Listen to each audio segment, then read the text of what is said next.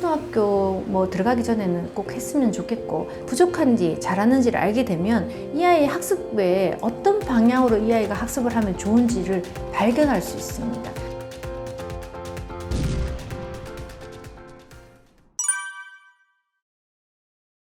안녕하세요. 30년 육아에 전념했던 임서영 소장이고요. 앞으로는 엄마들하고 조금 더 활기차게 바깥으로 소통하려고 짠! 하고 나타난 임서영 영재교육연구소 임서영 소장입니다. 청담동에 20년 정도 있다 보니까 많은 사람이 왔다 갔죠. 20년 동안 그동안에 여러 분들이 왔다 갔는데, 아무래도 저는 서초동, 압구정동, 대치동, 지방, 대전 이렇게 밑으로 지방하고 차이가 뭐 원격하게 다르다고 저는 생각해요. 아무래도 자금도 있고 하다 보니까 최고의 트렌드의 교육을 하고 있지 않나 싶어요. 청담동은 아무래도 돈이 좀 자금적인 여유가 되다 보니까 선택의 폭이 넓은 것 같아요. 내 아이를 공부를 열심히 시켜서 대치동으로 보내겠다, 이렇게 결정하셔가지고 빡센 교육을 시키는 대치동으로 이사를 준비하시는 분이 있으신가 하면, 또 여기서 뭐 유학파들이 많다 보니까 나는 여기서 자유롭고 평화롭게 스트레스 주지 않고 공부시키다가 남들하고 좀 그런 비교당하는 거 싫어, 이렇게 하시고 그냥 유학을 떠나보내는 분들도 많이 계시는데요.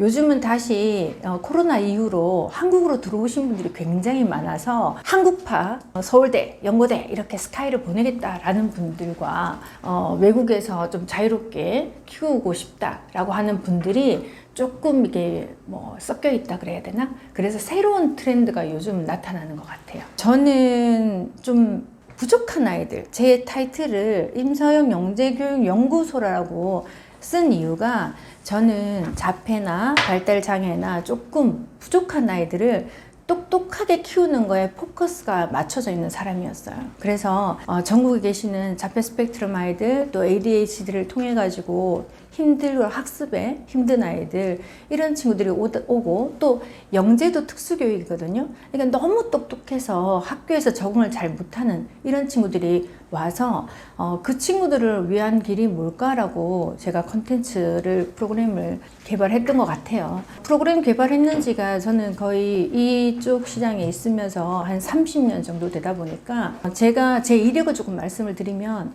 저는 그 계몽사 프랜차이즈 교육사업부의 대표이사로 있었어요. 엄마들은 지금 계몽사 그러면 잘 모르실 수도 있는데, 이 시청하시는 분들 연배에서는 또 다 아실 수 있어요. 우리는 계몽사 교재 갖고 백과사전 갖고 공부를 했던 세대거든요.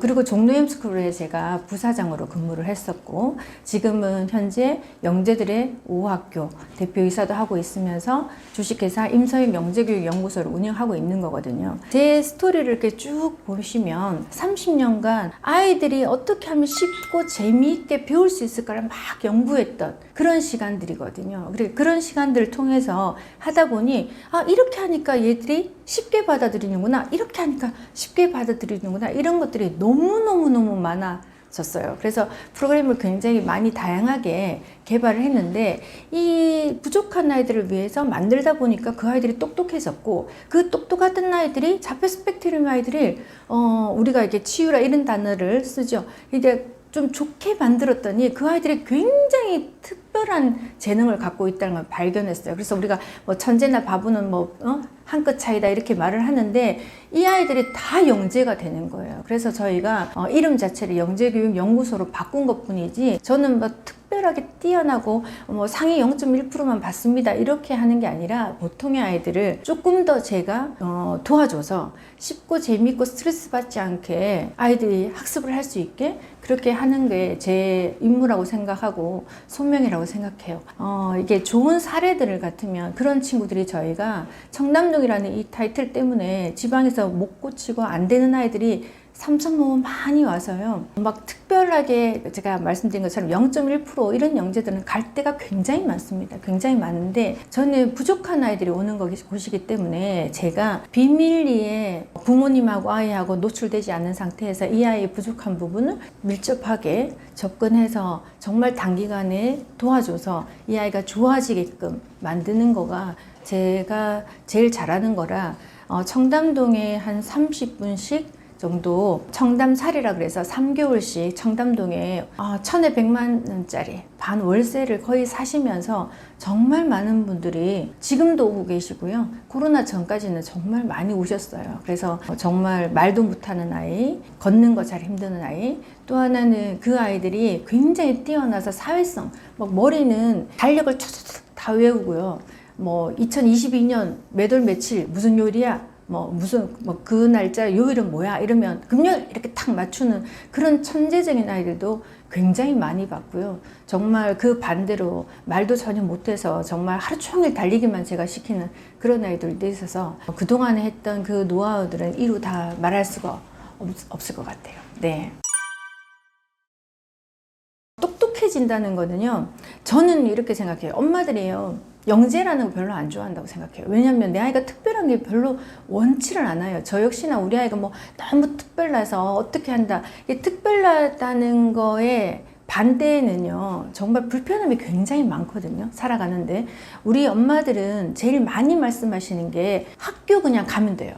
내 아이가 부족한데 그냥 일반 학교 가서 그냥 잘 적응하는 거, 그것만 만족하시는 분들이 대다수입니다. 그 중에서 어떻게 해요? 그냥 공부 못하는 것보다 이왕 학교 갔으니까 좀 잘하는 거, 이런 정도. 잘하는 거에 제가 손들어 보라 그래요. 학교 가서 우리 아이가 받아쓰기를 합니다. 어머니 몇 점 맞았으면 좋겠어요. 이렇게 말하잖아요. 그러면 대부분 다 어디다 손들 것 같아요? 너무 신기하게 60점 손 별로 안 들어요. 70점 한 두세 명 들어요. 80점 반 이상 조금 들어요. 90점 많이 들어요.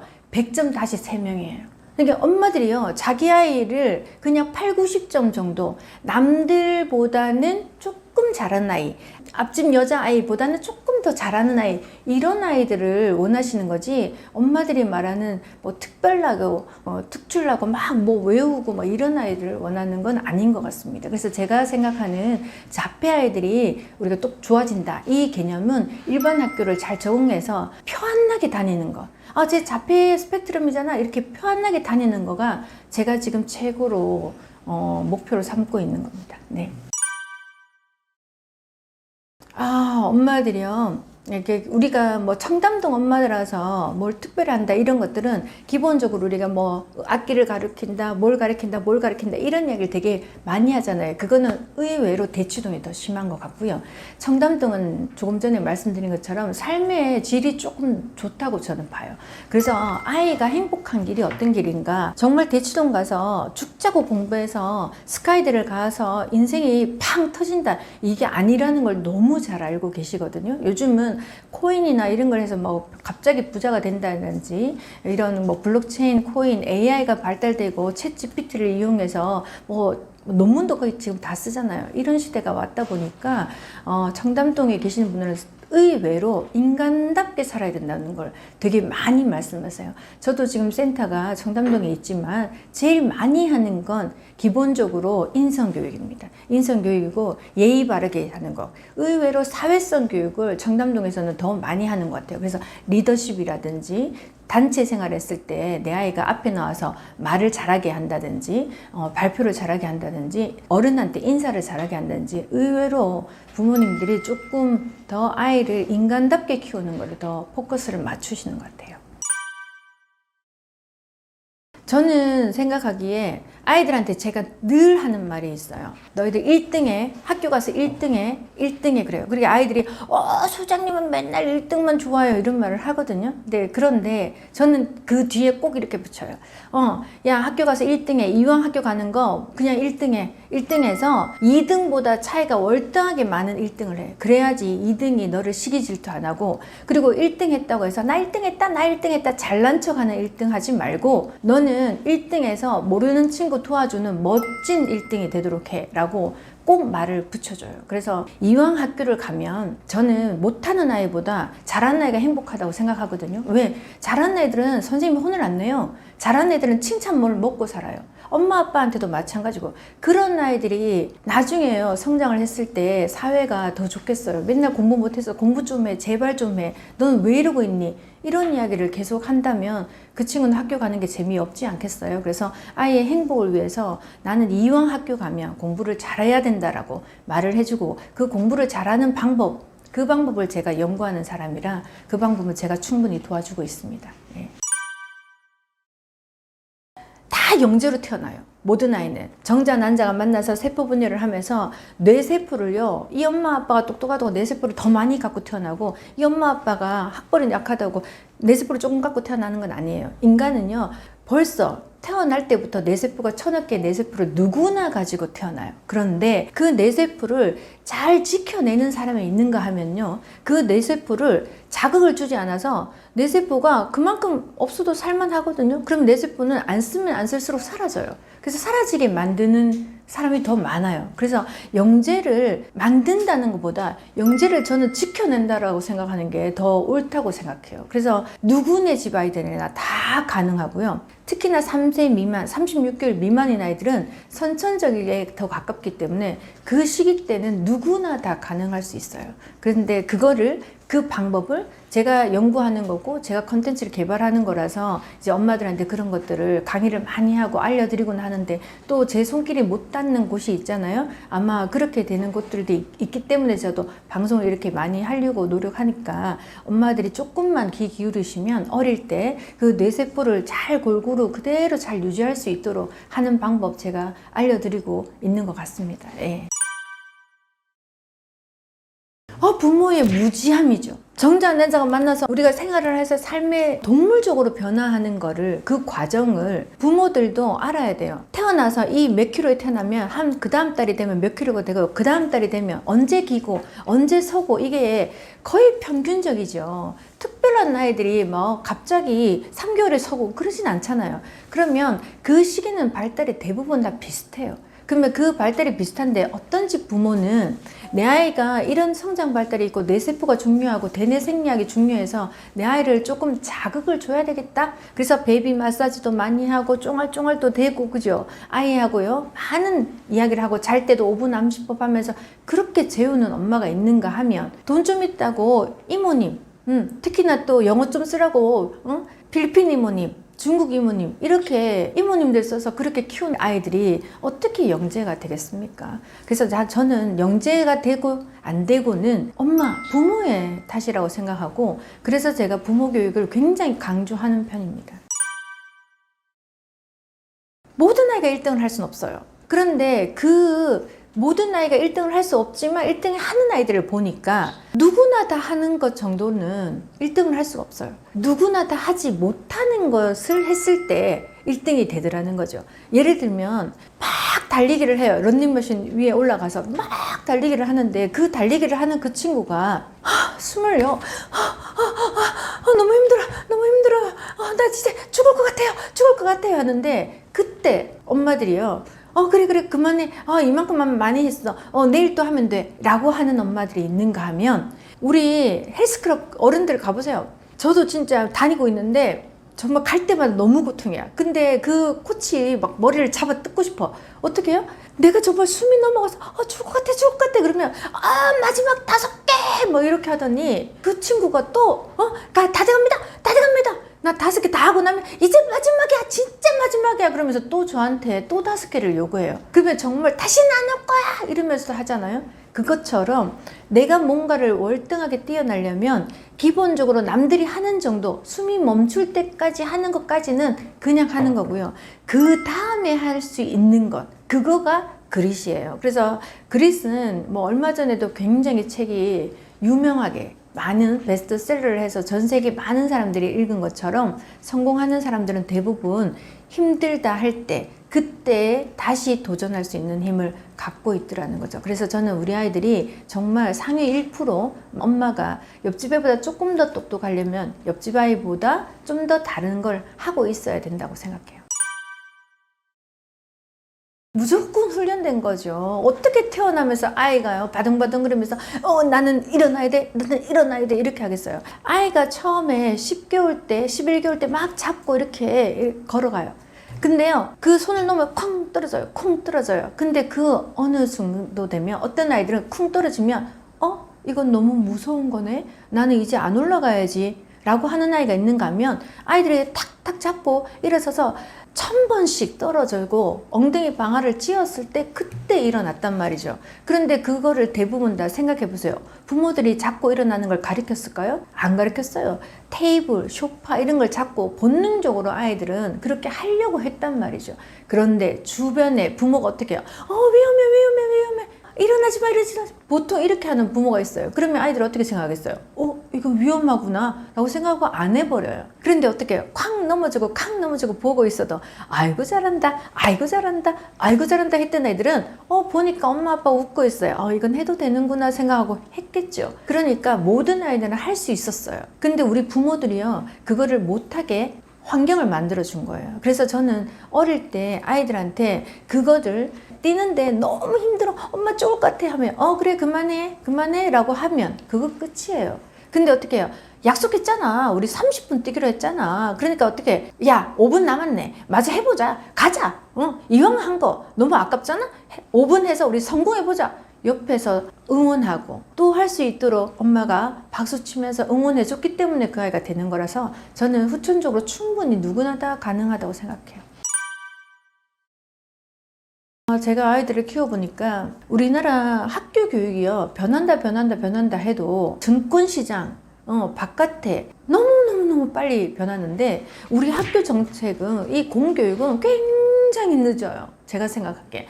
저는 그 3년 전에 우리가 똑똑한 아이들을 중국에다가 유학을 많이 보냈어요. 제가 초기에 말씀드린 것처럼 자폐 스펙트럼 아이들이 좋아져서 저는 학교를 보내요. 왜? 이 정도면 학교에 가도 적응할 수 있을 거다. 그런데 적응할 수 있을 거라고 하는 거지 뛰어나지는 못하잖아요. 그러니까 주변에 엄마들이 눈짓을 보내고 선생님이 싫은 표정을 하고 친구들은 야 바보야 하고 놀리고 하니까 저는 제 아이들을 멋지게 키웠는데 그 아이들이 놀림받는 건 너무너무 싫더라고요. 그래서 얘네들을 존중할 수 있는 학교들이 어디일까? 그래서 엄마들하고 정말 사비 들여서요, 우리 엄마들을 모시고 베트남도 갔었고요, 중국도 갔었고요, 싱가포르 이런 데 정말 많은 나라를 다니면서 아시아권, 왜 너무 멀리 있으면 관리하기 힘드니까 아시아권에 갈 수 있는 그런 학교들을 되게 많이 알아봤어요. 그래서 그 중에서 제주도만큼 학비는 저렴하면서 기숙사가 되면서 아이들을 잘 볼 수 있는 데가 중국의 웨이팡에 있었습니다. 그래서 저는 웨이팡에 아이들을 보냈었는데 그 아이들은 거기 가서는 특별한 대우를 받았어요. 굉장히 뛰어난 애고 한국 애들은 천재라고 했어요. 거기서는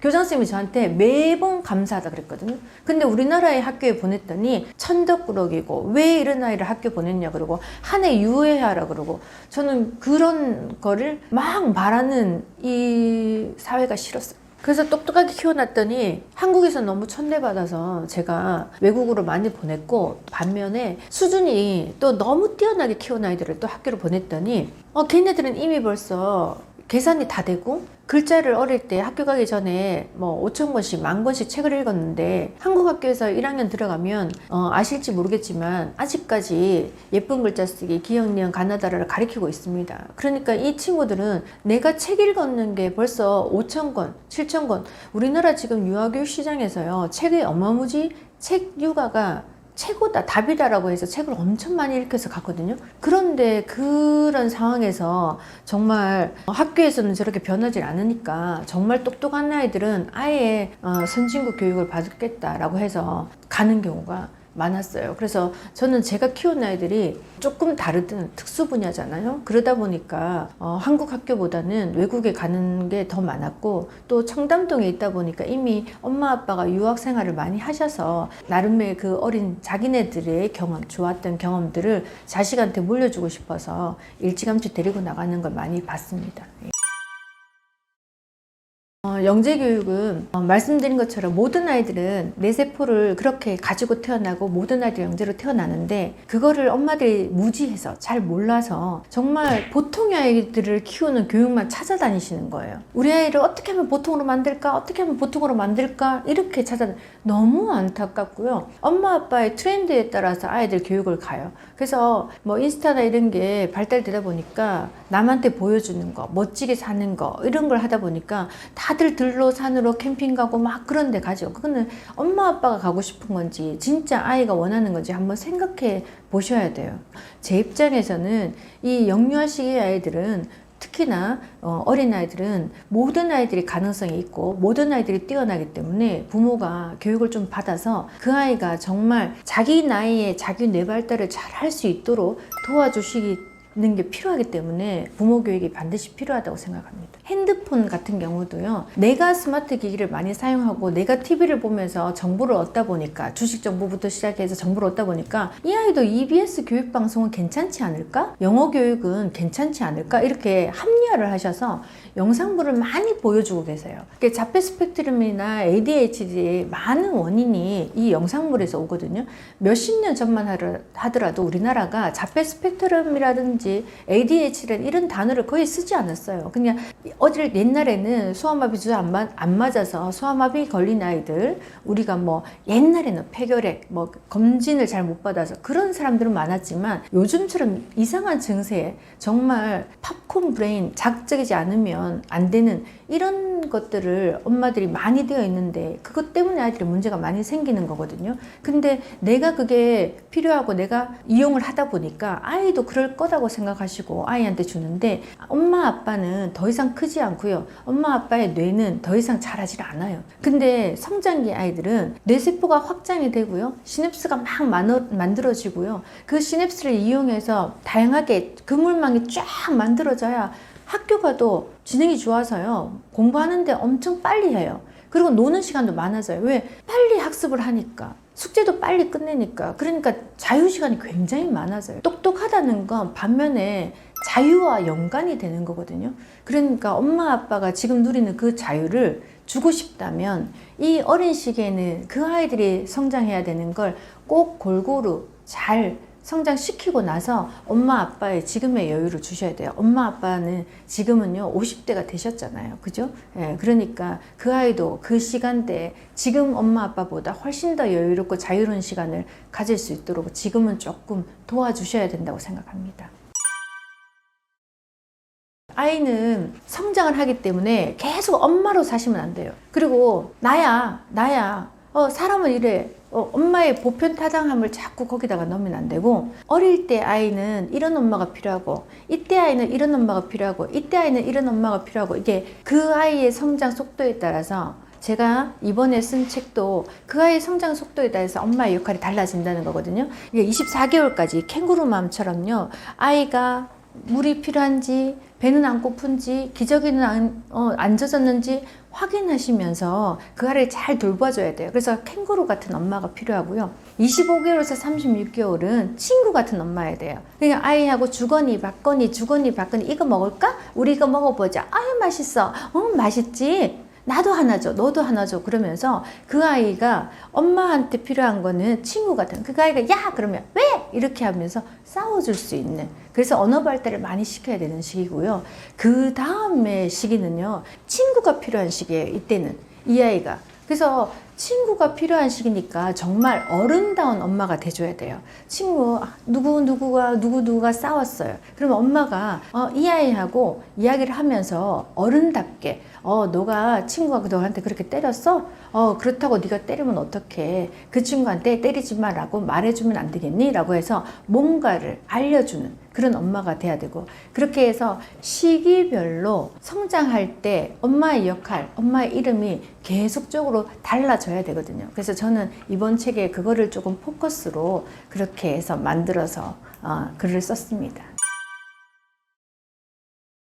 24개월까지는요, 아이들은 아직 눈이요, 발달이 많이 안 돼 있어요. 그래서 눈 발달이 많이 안 돼 있기 때문에 멀리 28cm 넘어가면서는 잘 안 보여요. 그래서 1.0의 시력을 가지려면 3세가 지나야 되거든요. 그 전에는 바깥에서 마구 뛰어놀게 한다, 이거는 별로 의미가 없어요. 그래서 24개월까지는 엄마하고 집에서 도란도란 이거 먹어볼까? 이거 먹어볼까? 애들이 베란다를요 탁 튀어놓잖아요. 엄마들이 요즘에 인테리어에서 들어가실 때 베란다를 다 없애잖아요. 아이들은 작은 공간을 좋아해요. 그래서 대려 아기를 키우시는 분들은 베란다를 아이한테 특별한 공간으로 만들어 주시는 것도 굉장히 좋은 방법이고, 아이들은 어디 구석에 숨는 거 이런 거 굉장히 좋아하거든요. 그래서 24개월까지는 충분히 집에서 재미있게 엄마랑 노는 게 좋겠고요. 25개월부터 36개월까지는 손잡고 동네 산책하는 거, 바깥으로 산책하면서 엄마하고 여긴 뭐가 있어요, 여긴 뭐가 있어요, 놀이터에서 놀고, 또 노란색 민들레가 있구나, 하늘에 구름이 뭉게뭉게 피어 있다, 저 하늘에 구름이 나를 보고 웃고 있는 것 같아 라고 이야기해 줄 수 있는 언어 표현을 충분히 해줄 수 있기 때문에 25개월에서 36개월까지는 그렇게 가는 게 좋겠고요. 그 다음에 우리가 36개월 지나서 37개월부터는 이 아이들한테는 친구가 필요해요. 그래서 그때는 유치원을 보내셔야 돼요. 그래서 엄마하고 완전히 분리되게끔 유치원에 보내서 친구들을 잘 사귈 수 있도록 하고요. 그때부터 경험이 굉장히 중요해요. 그래서 뭐 캠핑을 간다든지 어디를 데리고 간다든지, 그렇게 가면 식당에 같은 데도 앉아 있어서 밥 먹을 때도 아이가 예의 범절을 지키고, 또 공공장소에서 이 아이가 예의 범절을 지키지 않을 때 훈육도 하시면서 사회에 나갈 준비를 해준다고 생각하시면 좋을 것 같아요. 아이들은요, 이 뇌에는요, 저희가 지능검사를 해보면 여러 가지 영역을 가지고 지능검사를 하는데요. 뇌에는 여러 가지 영역이 있어요. 그래서 언어뇌가 따로 있고 수리뇌가 따로 있고요. 손을 발달시키는 뇌가 따로 있고 다리를 발달시키는 뇌가 다 따로 있다고 보시면 돼요. 그렇기 때문에 기본적으로 여러 가지 영역을 고루 발달시켜 준다는 느낌으로 가셔야 돼요. 그래서 엄마들은 자꾸 저한테 와서 기질을 물어요. 그래서 기질을 제가 물으면 그래요. 기질 알면 뭐 하실 거예요? 기질대로 살 수 있는 세상도 아닌데, 또 기질 알면 엄마가 기질에 맞춰줄 거 아니에요. 그러면 그 아이는 못하는 걸 계속 못하는 거예요. 잘하는 건 계속 잘하게 되고. 그래서 저는 못하는 게 무엇인지 찾아보고요, 그거를 도와줄 수 있어야 된다고 생각해요. 10살까지는. 그래서 10살까지 충분히 그 아이가 여러 가지 영역을 고루 발달시킬 수 있도록 만들어 주신 다음에, 그 다음에 10살 이후는 그 아이가 무엇을 잘 하는지를 발견하셔야 돼요. 그래서 그때부터는 진로를 선택하고, 그 아이가 잘하는 걸요, 이 아이가 잘 못하는데 그걸 막 밀어붙여서 가잖아요. 과부하가 걸려요. 그래서 10살부터는 뇌가 거의 다 만들어져 있는 상태이기 때문에 그때부터는 이 아이가 뭘 잘하는지 발견하시고 그 길로 쫙 밀어주시는 게 좋다고 생각해요.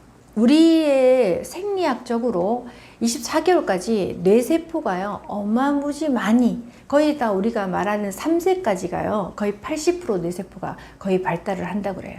그래서 아이들의 뇌가 그때 최용량이고, 뇌는 우리가 선천적이다, 후천적이다 이런 단어를 사용하는 것 자체가 그때 24개월까지를 많이 말하고요. 또 애착, 우리 부모와의 애착, 어릴 때 애착이 중요해요 라고 하는데, 애착이 완성되어 있는 시기를 24개월까지라고 이야기하고요. 25개월부터 36개월까지는 만들어지는 애착을 탄탄하게 유지하는 시간이라고 해서요, 저는 보통 36개월까지를 선천적인 뇌라고 봅니다. 그래서 36개월까지는 부족한 애도 무조건 좋아질 수 있고요. 또 반대로 좋아졌던 애도 안 하시면, 또 부부가 많이 싸우고 아이한테 함부로 한다지 그러면 뇌세포가 파괴가 될 수 있다고 생각하는 시간이기 때문에 36개월까지를 굉장히 중요하게 생각합니다. 36개월 이후에는 후천적인 뇌를 깨워서 지금보다 좋게는 할 수 있지만, 선천적인 뇌만큼 비상한 능력을, 초능력을 발휘하기는 힘들어요. 그래서 36개월 이후가 됐다. 나이는 36개월 놓쳐버렸어요. 소장님 어떻게 하면 좋을까요? 이런 질문 굉장히 많이 하시거든요. 그럴 때는요, 첫 번째로 해야 되는 게, 저는 제일 많이 이야기하는 게 채덕지예요. 우리나라는 지덕체라고 이야기하는데, 저는요, 신체가 건강하지 않으면 정신이요, 안 건강하다고 생각해요. 그래서 이 시기 때 아이한테 제일 중요하게 생각한다. 내 아이 이제 한번 좀 똑똑하게 키워볼래요?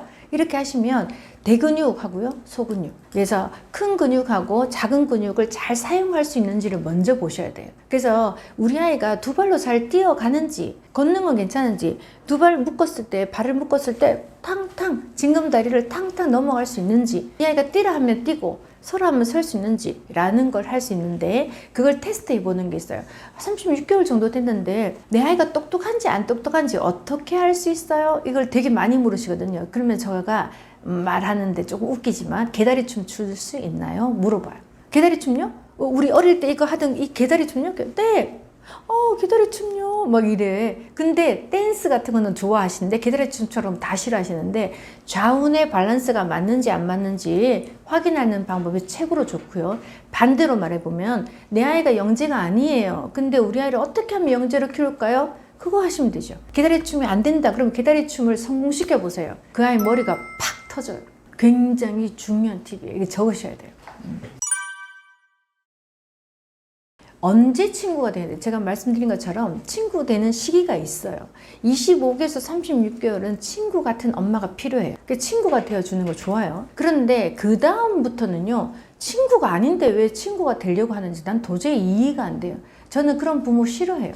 부모가 부모의 권위가 없으면요, 정말 그 아이가 질풍노도의 시기, 사춘기를 겪을 때 어디 기댈 데가 없어요. 그 엄마 아빠한테는 37개월이 지나면 그 아이는 친구를 만나야 돼요. 친구를 만나야 되는 거지, 엄마 아빠가 친구가 되어주려고 해서 그 아이를 외톨이로 만드실 필요가 없어요. 우리는요, 그 아이한테 친구란 단어의 뜻은 어른들은 이렇게 생각해, 공감해 주겠다. 내가 친구같이 너한테 편안하게, 옛날에 우리 부모는 권위적이었고 무서웠고 나한테 무조건 해 라고만 했는데, 지금 나는 너의 의견을 들어주는 사람이 되고 싶어 라고 하는 뜻이잖아요. 그러면 그렇게 표현하세요. 나는 꼰대 같은 아빠보다 너의 이야기를 그래도 받아들일 수 있는 그런 아빠가 되고 싶어 라고 조금 길면 어때요? 좀 길게 말해주세요. 우리가 그 말하는 그 친구는, 요즘 친구는요, 학교에서요, 예쁜 친구가 별로 없어요. 놀리고 왕따 당하고 있잖아요. 친구한테 함부로 하고. 정말 예쁜 말 쓰는 친구 몇 명 없거든요. 그래서 저는 그 친구라는 단어보다 아빠가 정말, 엄마가 정말 아이한테 다가가고 싶다면, 나는 꼰대 되고 싶지 않아. 나는 네 이야기 좀 받아들이는 그런 멋진 엄마 되고 싶다? 이러면서 좀 가까이 다가가는 거 필요하실 것 같아요. 24개월 이전에 핸드폰을 주면은, 대만 같은 경우는 벌금형 150만 원이고요. 미국은 주가 많잖아요. 미국에도 다른 주에서는 220만 원 정도의 벌금형을 내린다고 합니다. 그런 선진국에서는 이거를 굉장히 강력하게 하고 있는데, 우리나라는 뭐 전자제품으로 전 세계에서 우리가 랭킹을 찍고 있는 그런 나라다 보니까 그런지 모르겠지만, 어린 시기에 영유아들한테 정말 뇌세포가 자라나야 될 때 가만히 앉아서 멍하게, 그것도 어떻게 해요? 영유아들 프로그램 보세요. 애들이요, 집중력이 짧기 때문에 천천히 가는 거 없어요. 착착착착 지나가요. 우리 틱톡 하듯이. 그런 거에 노출되어 있는 아이들이 어떻게 이런 종이 페이퍼에 있는 책을 보겠습니까? 학교에서는요, 계속 책을 봐야 돼요. 학교에서 전자기기들 넣는다, 뭐 패드 많이 사용한다, 그렇게 사용해도 그거는 나중에 커서 해야 되고요. 지금 우리 애기들은요, 패드 큰 거 보고 영상 보게끔 하고요. 우리가 강원도 놀러 가면요, 밴 뒤에다가 TV 큰 거 일부러 아이들을 지루하지 않게끔 달아놓고, 그 장시간을, 어른도 지루한 그 장시간을 영상을 노출시키는 분들이 너무 많이 계시는데, 정말 영상 때문에 그 아이가 나중에요, 그냥이 아니에요. 울고 떼쓰고 함부로 하고 폭력성이 있고 친구들하고 같이 친하게 못했잖아요. 그냥 맹목적으로 그 안에 가상에 있는 그 아이하고 같이 있는 아이가 되어버렸잖아요. 그러니까 결국은 학교 생활을 잘 못하게 만드시는 거예요. 지금 내가 밥 좀 먹이겠다, 지금 우리가 청소하려고 조금 보여줬던, 내가 지금 조금 편하려고 했던 거가 나중에 돼서는 그것 때문에요, 돈도 많이 써야 돼요. 센터 다니면. 그것 때문에 또 행복하지 않은 아이로 만들어요. 잠시 좀 참으세요, 어머니. 내가 내 마음도 모르는 꼰대 같은 소장님이야, 그러실지 모르지만, 저는 태어나기를 아이들을 위해서 태어났지 엄마 아빠들을 위해서 태어난 사람이 아니에요. 그래서 저는 애 입장에서 생각해요. 아이들은 이 시기 때 뛰고 달리고 말하고 그림 그리고 색칠하고, 그죠? 누군가와 함께 어울려서 놀기를 원하고 있어요. 저는 끈기를 키우는 방법이, 힘든 걸 참고 견뎌야 되거든요. 근데 우리 아이들한테 뭐 손을 비틀어서 참아봐 하겠어요? 요즘 다 폭행이잖아요. 그러니까 아이들한테 공부를 시켜요. 자, 끝까지 해봐. 꼭 공부에 질려서 안 할 거 아니에요. 그래서 끈기를 어린아이들한테 시키는 방법이 뭘까라고 했을 때 제일 중요한 게 운동이었어요. 그래서 목표를 세우고요, 그 목표까지 가는 거예요. 그런데 할 줄 아는 정도, 우리 아이가 늘 뭐 앉았다리 섰다를 50개 했어요. 우리 아이가 늘 앉았다리 섰다 50개 했는데 50개에서 55개 정도 올린다고 그릇이 생기나요? 아니요. 조금 버겁게, 조금 힘들게 목표를 세우고 그 목표 할 때까지 갑니다. 50개밖에 못한 아이를 100개 오늘 해보자. 할 수 있을까? 힘든데 참고 견디고 이겨낼 수 있을까? 할 수 있어. 우리 한번 해보자. 그러면 땀이 숭숭숭 나고 기분이 엄청 좋아질 거야 라고 해서 목표를 세우고, 목표에 도달했을 때 그 가상의 나의 기쁨 있죠. 우리가 뭐 확언을 하라 뭐 이렇게 하는 것처럼 아이들도요, 뇌에서 그런 그림을 그려야 돼요. 내가 멋져서 와 하는 그 모습을 상상하고요.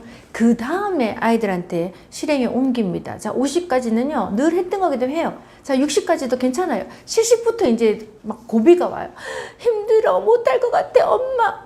그래, 엄마도 힘들었어. 근데 하다 보니까 괜찮아지더라. 우리 한번 해보자. 영차, 잘한다. 이제 얼마 안 남았어. 갈 수 있어. 옆에서 그렇게 하는 것도 되게 힘들어요. 그렇지만 박수치고 응원하고 또 도전하게 하고, 그죠? 그렇게 하면서 그 100까지 갈 수 있도록 운동을 시킬 때 그나마 엄마하고 아이하고 싸우지 않고 질리지 않고 또 신체가 탄탄해지면요, 자신감이 생겨서요, 다음번에 다시 도전해요.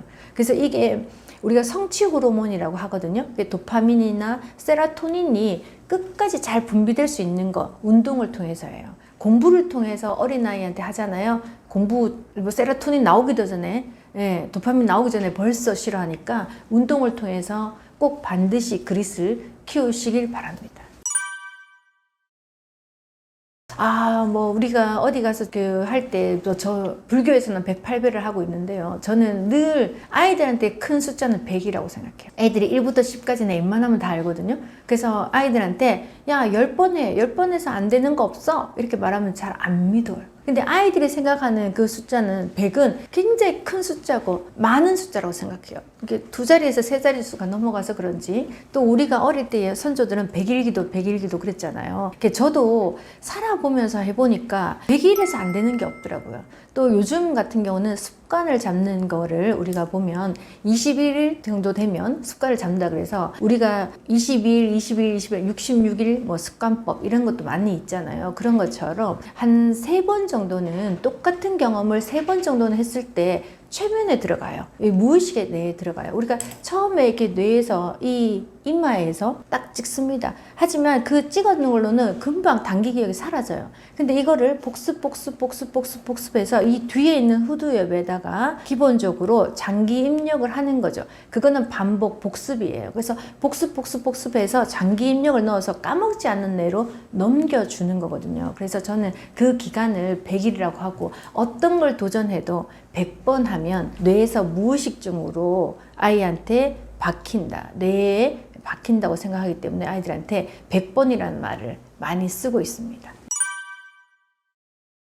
검사 5가지 정도를 꼭 하셔야 되는데요. 저희 이제 첫 번째 저희가 하면 소아과 가서 아이가 키는 어떤지, 몸무게는 어떤지, 지금 성장은 잘하고 있는지 이런 것들을 좀 보셔야 된다고 보고요. 그 다음에 안과, 시력이 요 시기 때 아이들이 어느 정도 발달이 돼야 되는데 지금 잘 성장하고 있는지 시력을 좀 검사해서 아이들을 체크를 해봐야 돼요. 학교에서 이제 공부를 해야 되는데 그 전까지는 아이들이 마구 뛰어다니기 때문에 칠판을 볼 일이 별로 없었잖아요. 그래서 내 아이가 시력이 좋은지 나쁜지 모르다가 학교 가서 많이 알게 되시는, 산만하고 막 아이가 적응을 못하고 이러게 있어서 왜 그런가 보면 안과에 문제가 생기는 경우가 많이 있어서 그렇고요. 또 치과는 이때 이제 아이들이 기본적으로 이빨이 한참 많이 빠지고 기본적으로 어릴 때 있던 그 아기들이 유아치가 빠지고 영구치들이 나기 때문에 이 시기 때 이 아이들이 그 치과를 또 잘 하고 있는지 체크도 하시고 이가 잘 발달되고 있는지 그런 것들도 좀 체크를 해보시고요. 그 접종들이 있어요. 요즘에 우리는 코로나를 겪어봐서 아시겠지만 우리 몸에 어떤 바이러스들이 있는지 모르잖아요. 그래서 함께 생활하는 공간이기 때문에 여러 가지 아이들이 이렇게 접종하는 거, 내 아이가 시기에 맞춰서 접종은 다 했는지 그건 학교에 제출을 하라 그러거든요. 그래서 학교에 제출용으로 좀 준비를 하시면 좋을 것 같고요. 맨 마지막 정말 중요한 거, 이 아이 지능 검사를 한번 해보시면 좀 좋겠습니다. 이 아이 뇌에서 어떤 부분이 발달되어 있는지, 어떤 부분이 부족한 건지. 왜 10살 되면 이제 뇌가 거의 다 닫혀요. 그래서 기본적으로 이 시기 때 내 아이한테 부족한 부분을 마지막이다 생각하시고 끌어올려 줄 수 있으려면 내 아이가 어떤 영역은 잘 돼 있고 어떤 영역은 못 돼 있는지 발견하셔야 되잖아요. 그래서 그 지능검사를 꼭 권해드립니다. 지능검사는 조금 누구나 다 한 번쯤은 이 시기 때 받아봤으면 좋겠어요. 저는 이제 50대 중반을 다가가는데 저희 때는 초등학교 4학년 때 학교에서 일괄적으로 다 했거든요. 그러니까 그 옛날에도 일괄적으로 했단 말이죠. 그래서 그 아이 지능이 어느 정도 되는지를 체크를 했는데 그때는 제가 왜 했는지는 사실 잘 모르겠어요. 그 다음에 후타가 없었기 때문에 왜 했는지는 잘 모르겠는데 저는 지금 생각하기에는 지능검사는 36개월 이후에 할 수 있습니다. 그래서 36개월 이후는 3세 전에 거의 뇌가 다 발달해서 그 후에 한다는 거는 거의 변동이 없다라고 판단한다는 거죠. 이 전문가들이. 그래서 36개월 이후부터 하고 있는데요.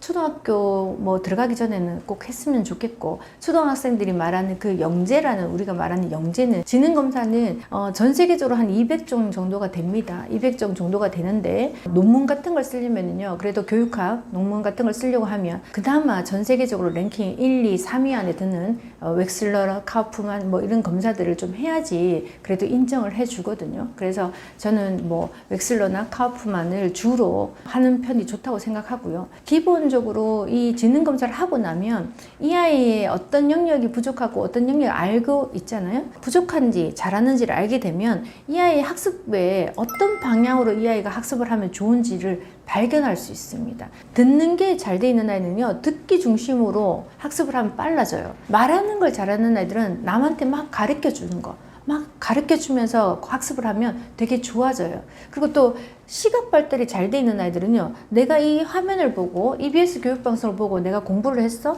그걸 가지고 내가 노트 필기를 하면서 정리를 하는 게 잘 돼. 학습 방법을 찾기도 쉽습니다. 그래서 지능검사를 해보는 게 좋고, 우리가 영재라는 걸 판별할 때는 꼭 지능검사를 거쳐야 돼요. 그냥 아무나 뭐 영재일 것 같아 이거 하고 영재 검사를 해서 영재인 거는 구분하셔야 되고요. 카우프만을 해서 주로 보면 5% 안에, 전체 평균의 5% 안에 드는 아이들을 영재라고 이야기를 하고요. 지금 제가 말하고 있는 건 천재를 말하는 게 아니거든요. 그래서 천재하고 영재를 구분하실 필요가 있다고 생각합니다. 천재는요, 가르치지 않아도요, 이미 우리가 예전에 뭐 레인맨이나 이런 영화 같은 거 보면은 막 전화번호를 쫙 외우고요. 그런 사람들은 한쪽 분야에 굉장히 영적으로 발달되어 있어요. 그렇지만 나머지 분야는 전혀 안 됩니다. 그래서 뭐 사회성이 안 된다든지 사람 눈을 똑바로 못 쳐다본다든지 하지만 뇌는 컴퓨터 같은 그런 영역을 갖고 있고요.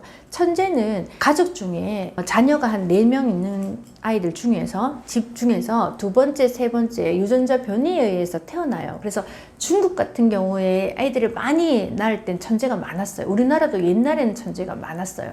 하지만 요즘에 한 가정에 1명, 2명 놓기 때문에 천재가 나올 확률은 거의 없다고 보시면 좋고요. 기본적으로 이 영재는 태어나서 후천적으로 발달을 시킬 수 있다고 생각하시면 좋겠어요.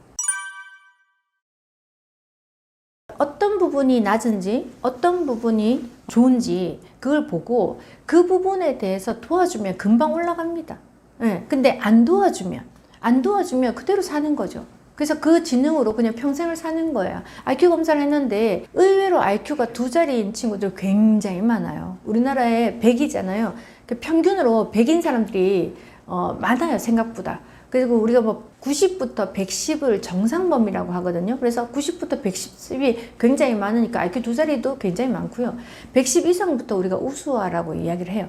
그래서 우수화 정도 되는 아이들이 우리가 스카이를 도전한다든지 뭐 이렇게 해본다고 하는데, 우리 수능을 보면은 서울대, 연대, 고대 4,000명 신입생을요, 우리 12,000명 정도 뽑거든요. 그러면 전체 수험생 중에 5% 안에 드는 아이들은 스카이를 가고 있다는 거예요. 그래서 내가 공부 못하는데 저는 뭐 스카이를 갔어요. 옛날에는 그런 애들이 좀 있을 수 있었어요.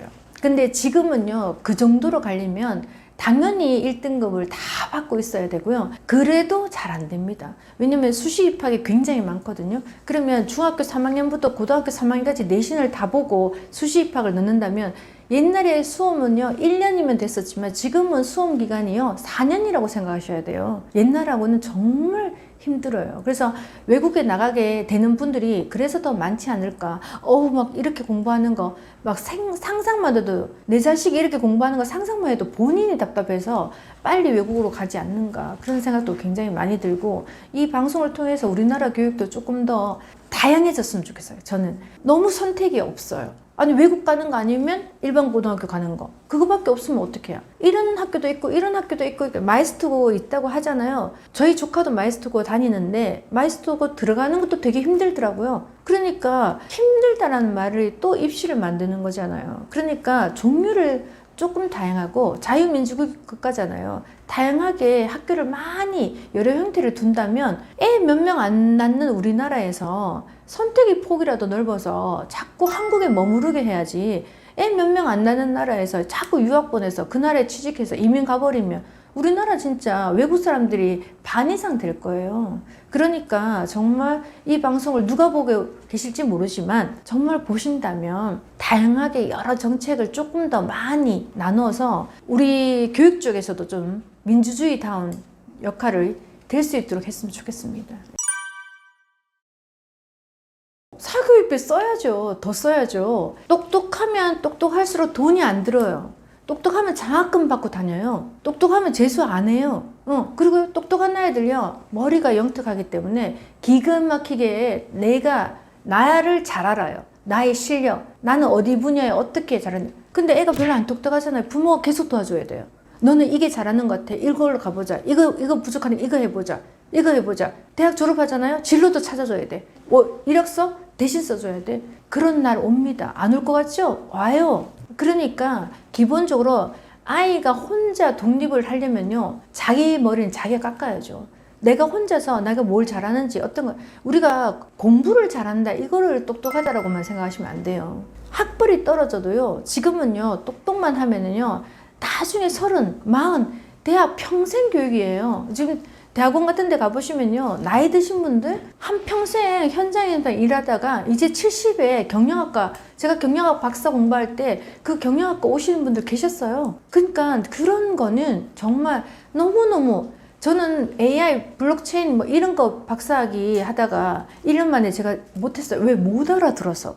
근데 그런 분들은 어릴 때부터 사업을 하셔가지고요, 기업을 하셨던 분이니까 그 연배인데도 정말 잘 했어요. 그러니까 대학의 문제가 아니에요. 지금은 이 아이가 생각을 잘하고 내가 뭘 잘하는지 뭘 못하는지 이런 행동을 하면 되는지 안 되는지. 우리가 하루에 일어나잖아요. 얼마나 많은 선택지가 있는지 몰라요. 하루에 일어나면 정말 많은 걸 결정해야 되거든요. 우리가 공부를 한다, 학습을 한다, 이거는 내 삶에 어떤 선택을 잘하느냐, 그걸 가르쳐주기 위해서 저는 공부를 한다고 생각해요. 그러니까 엄마들이 아이가 안 똑똑하다 그러면 아이고 큰일 났네, 어떻게 하면 똑똑하게 할 수 있어요? 라고 해서 조금만 눈을 돌려서 보시잖아요. 금방 좋아져요. 운동만 잘해도 똑똑해진다니까요. 그 운동은 집에서 시킬 수 있잖아요. 한번 해보세요. 초등학교 입학부터 10살 같으면 우리가 8살, 9살, 10살이라고 보면 되거든요. 근데 초등학교 들어가서 이제 처음에 뭘 해야 될까? 이거예요. 나머지 10살 이후는 독립을 시켜야 된다고 제가 말씀드렸어요. 그때는요, 요즘 아이들이 사춘기가 일찍 와요. 그래서 사춘기가 일찍 오다 보니까 이 아이들이 내가 엄마가 컨트롤할 수 있는 범위를 벗어나요. 그러면 그때는 엄마가 하면 무조건 잔소리고요, 무조건 화를 내요. 아무것도 모르면서, 엄마는 아무것도 몰라, 막 이렇게 하면서 뭔가 대화를 하려고 하지 않고요. 실제 엄마가 학교에 아무 역할이 없다는 걸 알아요. 선생님이 있고 교장선생님이 있고 친구들이 있고, 엄마한테 내가 불평불만을 해봤지만 엄마가 이야기가 반영이 되지 않네? 그 이유는 다 알거든요. 그래서 10살 이후는 내 손을 떠난다고 생각하고, 떠나보내기 전에 8살, 9살, 10살을 내가 이 아이가 혼자서 잘할 수 있을까를 엄마가 키운다고 생각하셔야 돼요. 손톱을 혼자 깎을 수 있는지, 화장실에 뒷정리는 잘하고 있는지, 이 아이가 머리는 혼자 감는지, 양치는 제 시간에 하는지, 이런 기본 생활 습관을요 충분히 해놓아야 나중에 엄마가 그 아이하고 싸울 일이 덜해요. 근데 아침에 일어나면 일어나는 것부터, 양치하는 것부터, 밥 먹는 것부터 초등학교 보내놓으면요 싸우다가 거의 다 가고요. 엄마들이 어릴 때는 아이들요 뱃속에 임신해서 겨우 기하게 놔놓고 이제 육아휴직 1년 딱 쓰시고요, 12개월에 어린이집 맡기고 엄마 눈물 흘리면서 일하러 갔어요. 그 핏덩어리 남의 손에 맡겨놓으면서 그 돈 번다고 그렇게 열심히 사시더니 초등학교 1학년 다 컸고요, 숙제 봐줘야 된다고 이제 회사 그만두세요.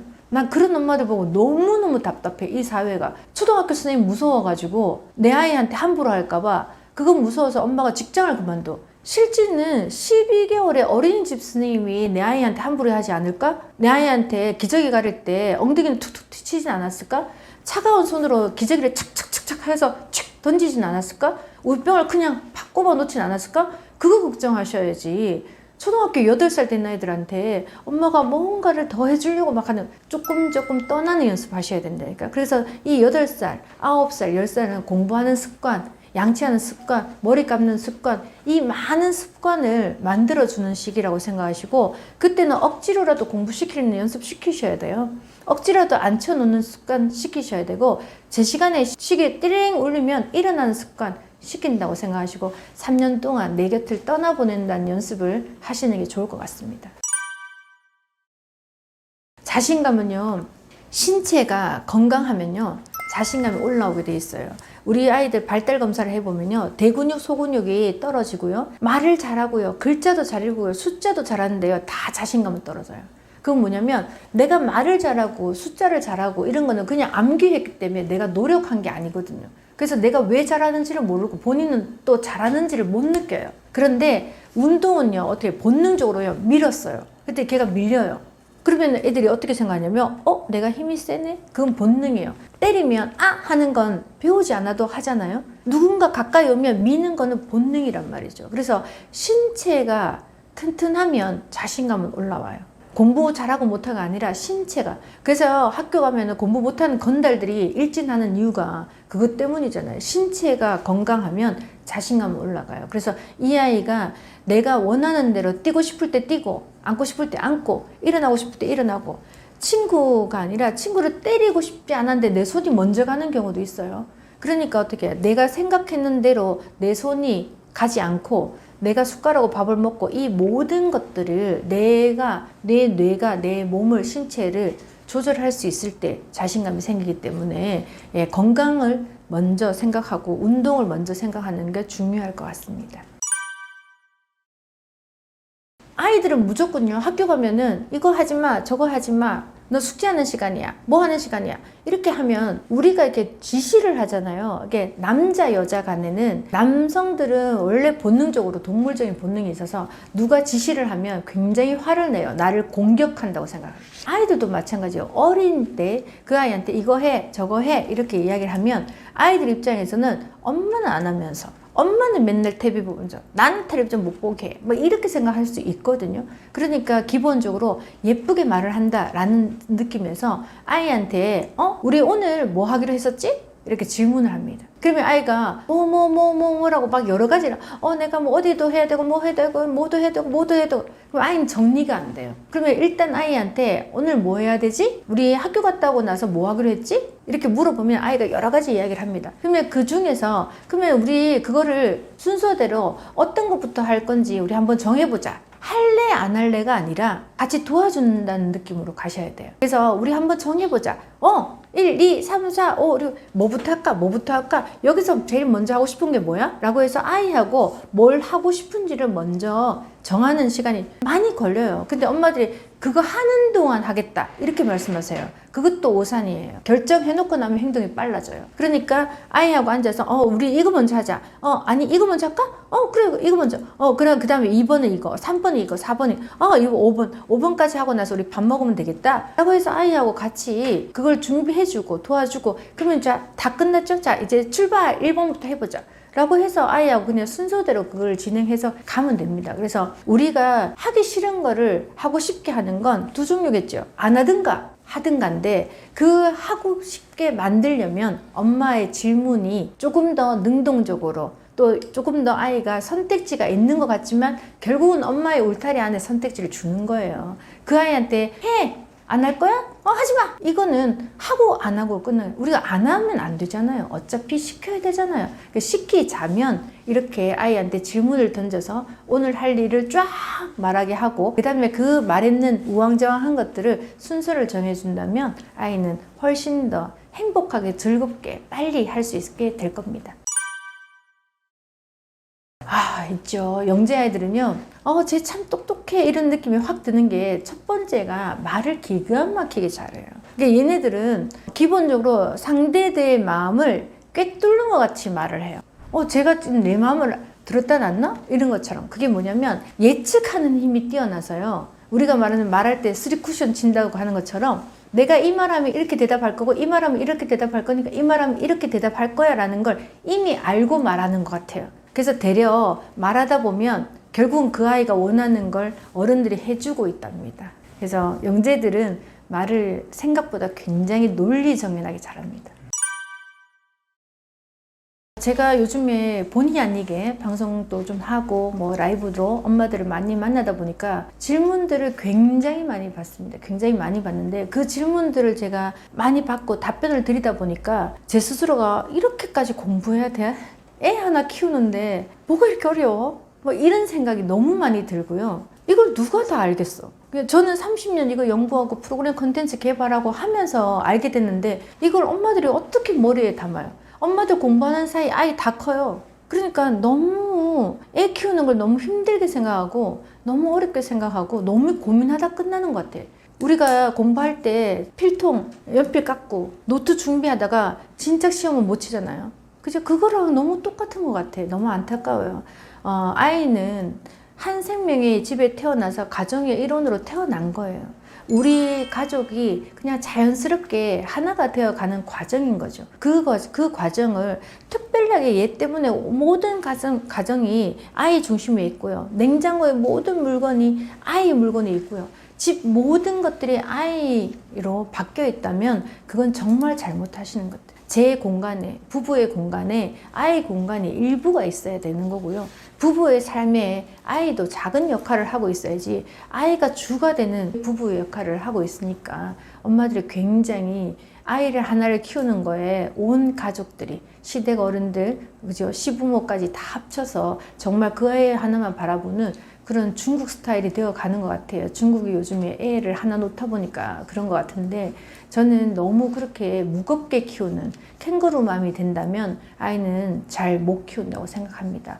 타이거맘이 돼서요. 조금 강하게 한 발자국 물러서서 이 세상은 조금 힘들어. 그러니까 네가 너무 재밌고 즐거운 것만 찾으면 안 되라는 느낌으로 힘든 것도 견디고 스트레스도 견디고 또 좀 못할 것도 견뎌내면서 이겨내는 그런 맷집을 아이한테 조금 키워준다고 생각하셔야지 너무 아이가 아픈 걸 자기가 엄마, 부모가 더 대신 아픈 것처럼 그렇게 하시니까 애지중지하다가 캥거루맘이 되어가는 것 같습니다. 그래서 아이는 정말 자연스럽고 편안하게 정말 중요한 거를 놓치고 다른 곳에서 땅을 파고 계시는 그런 부모님들이 굉장히 많으셨거든요. 그래서 정말 올바른 방법으로 제대로 된 정말 인간다운 교육을 엄마가 시켜준다고 생각하시면 좋을 것 같아요. 그러니까 너무 부담 갖지 마시고 이런 좋은 채널도 많잖아요. 그러니까 또 그런 채널을 통해 가지고 정말 자연스러운 육아 또 할 수 있도록 엄마들이 공부도 좀 하시면 좋을 것 같습니다. 감사합니다.